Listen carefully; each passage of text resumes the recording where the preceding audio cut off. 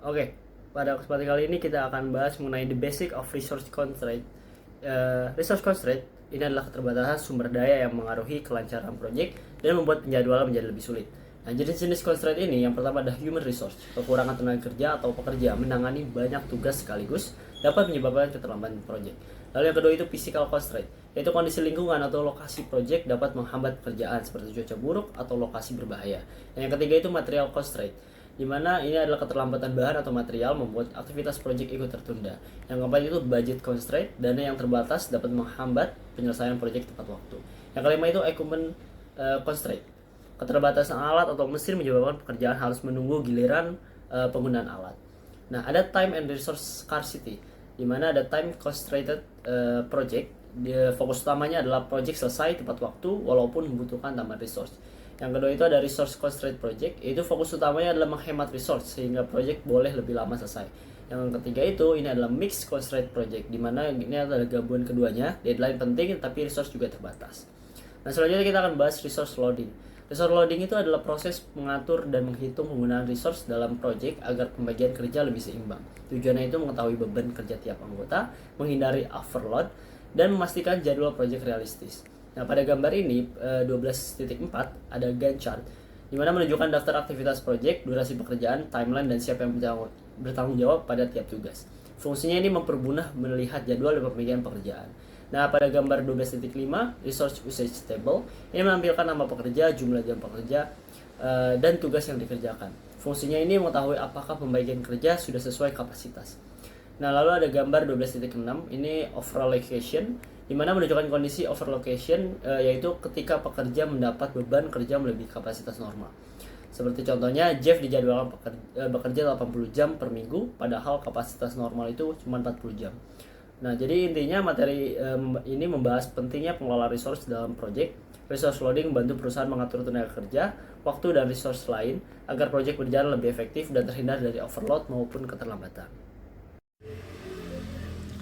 Pernahkah tim proyek Anda merasa sangat kewalahan di satu minggu, lalu menganggur di minggu berikutnya? Distribusi beban kerja yang tidak merata ini adalah masalah klasik dalam manajemen proyek. Untuk mengatasinya, kita menggunakan teknik resource leveling. Ini adalah metode penjadwalan di mana tanggal mulai dan selesai suatu aktivitas disesuaikan berdasarkan keterbatasan sumber daya manusia maupun material yang tersedia. Inti dari teknik ini adalah efisiensi. Dengan merasakan beban kerja, kita bisa mencegah kejenuhan tim, memastikan tidak ada aset yang menganggur, dan menciptakan lini masa proyek yang jauh lebih realistis.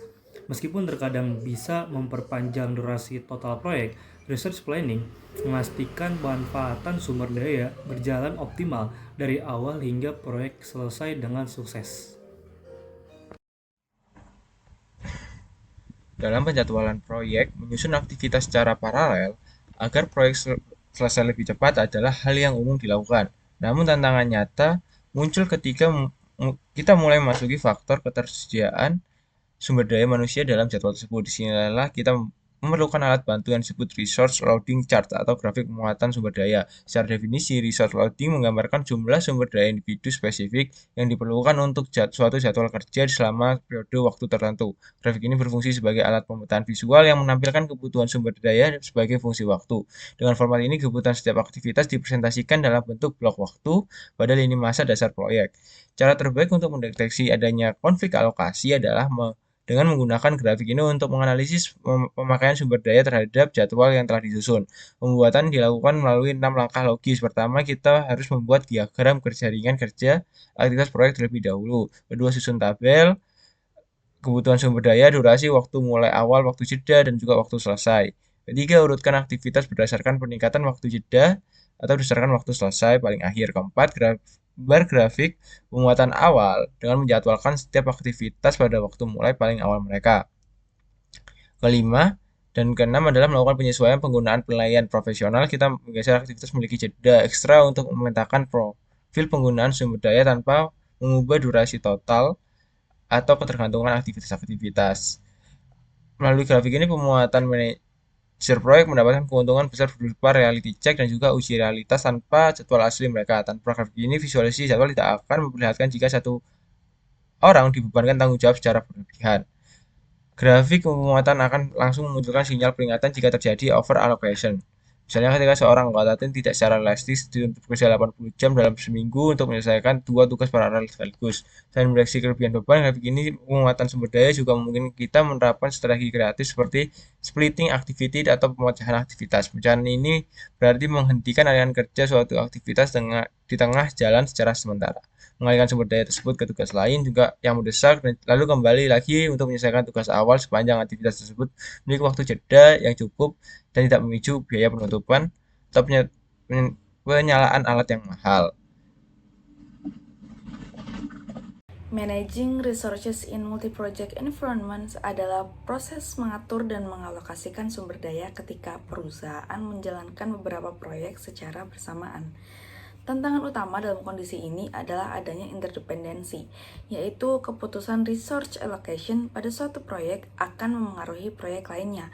Akibatnya sering muncul masalah seperti inefficient use of resources, resource bottlenecks, ripple effects antar proyek, dan tekanan multitasking pada karyawannya. Dalam mengelola multi-project environment, perusahaan harus mempertimbangkan 3 parameter utama, yaitu schedule slippage, resource utilization, dan in-process inventory. Schedule slippage berkaitan dengan keterlambatan proyek yang dapat menimbulkan kerugian finansial. Resource utilization berfokus pada penggunaan sumber daya secara efisien, sedangkan in-process inventory menunjukkan pekerjaan yang tertunda karena keterbatasan resource. Nah, ketiga aspek tersebut saling berkaitan sehingga project manager harus mencari keseimbangan terbaik di antara semuanya. Untuk menyelesaikan masalah resource allocation dalam multi-project environment, perusahaan dapat menggunakan beberapa metode pengambilan keputusan. Metode first in line memprioritaskan proyek yang masuk lebih dahulu. Greatest resource demand memprioritaskan proyek dengan kebutuhan resource terbesar. Greatest resource utilization berfokus pada memaksimalkan penggunaan seluruh resource, dan minimum lead finish time memprioritaskan aktivitas dengan slack terkecil agar tidak memperpanjang critical path. Selain itu, mathematical programming dapat digunakan untuk mencari solusi optimal terhadap resource constraint problems, meskipun metode ini kompleks dan membutuhkan banyak perhitungan. Nah, secara keseluruhan, resource management merupakan proses iteratif yang memerlukan penyesuaian terus-menerus terhadap jadwal dan penggunaan resource. Melalui resource leveling atau resource smoothing, perusahaan dapat membuat penggunaan resource lebih stabil sehingga project schedule menjadi lebih realistis dan efisien.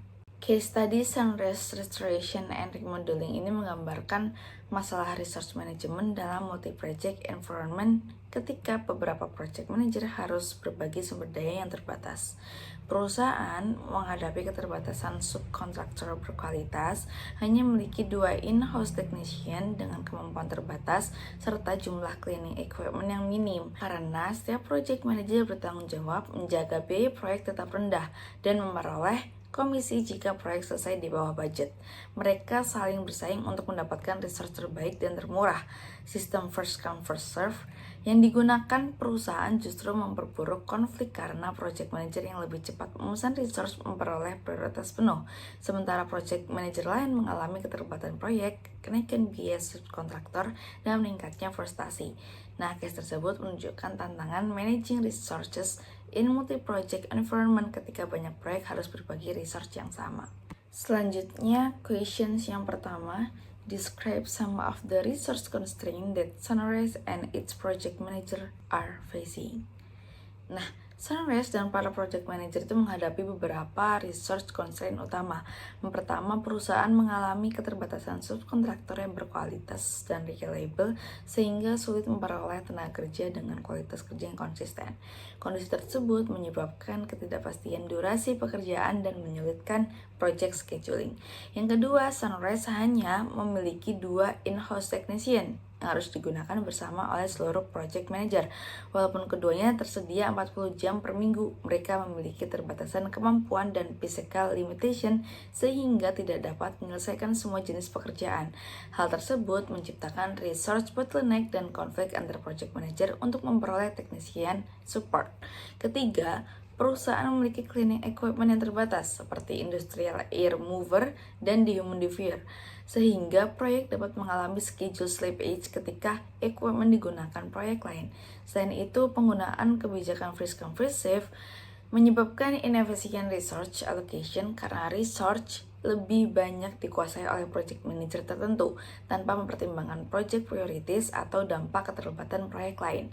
Kondisi tersebut juga meningkatkan in-process inventory karena beberapa pekerjaan harus menunggu resource tersedia sebelum dapat dilanjutkan.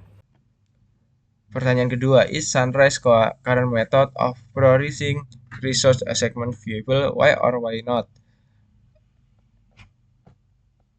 Metode penentuan prioritas alokasi sumber daya yang diterapkan Sunrise saat ini yaitu kebijakan freeze come freeze serve sama sekali tidak layak untuk dipertahankan dalam jangka panjang. Kebijakan ini justru menyebabkan inefisiensi dan juga konflik internal dalam perusahaan. Ada beberapa alasan kuat dalam metode ini.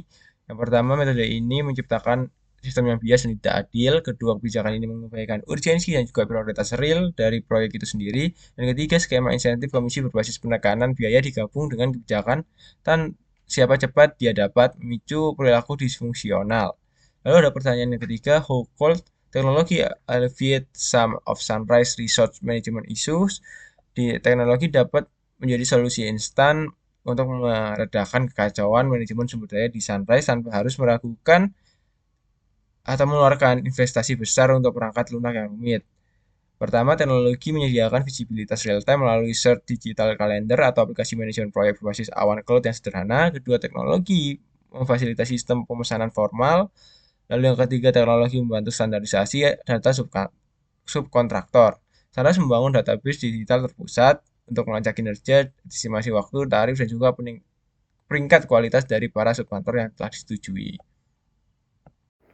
Oke, kita akan menjawab pertanyaan nomor 4, yaitu will Tyler's suggestion to hire additional technical and purchase more research equipment solve the research problem at Sunrise? Why or why not?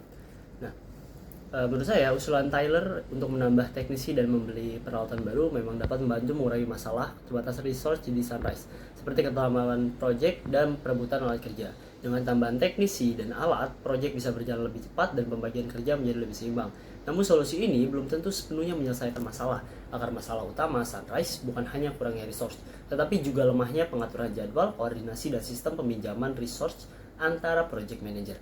Jika manajemen resource masih buruk, konflik penggunaan teknisi dan alat tetap bisa menjadi meskipun jumlahnya ditambah. Jadi, Sunrise tidak hanya perlu menambah resource, tetapi juga memperbaiki sistem penjadwalan dan koordinasi agar penggunaan resource lebih efektif. Pertanyaan terakhir, posisikan diri Anda sebagai Tyler dan buatlah proposal satu halaman one-page proposal untuk pemilik Sunrise. Uraikan masalah saat ini secara singkat beserta rekomendasi tindakan yang terperinci. Perbaikan operasional yang Anda ajukan wajib harus spesifik, menjawab kekhawatiran Anda sebagai Tyler, selaras dengan prioritas pemilik, dan menguraikan manfaat dari solusi Anda dengan cara yang persuasif. Baik, kebijakan first come, first serve membuat proyek kita tidak efisien, memicu konflik internal, dan membuat biaya subkontraktor membengkak akibat monopolis pihak atas teknisi internal serta peralatan. Rekomendasi saya, kita harus mengganti sistem yang usang ini dengan jadwal penugasan terpusat berbasis prioritas proyek. Kita juga perlu menggunakan aplikasi penjadwalan sederhana gratis untuk melacak ketersediaan aset secara transparan. Solusi ini menjamin alokasi sumber daya yang adil tanpa investasi modal besar, mempercepat penyelesaian proyek, meningkatkan keuntungan perusahaan, dan mengamankan hak komisi seluruh manajer proyek secara pribadi, secara objektif.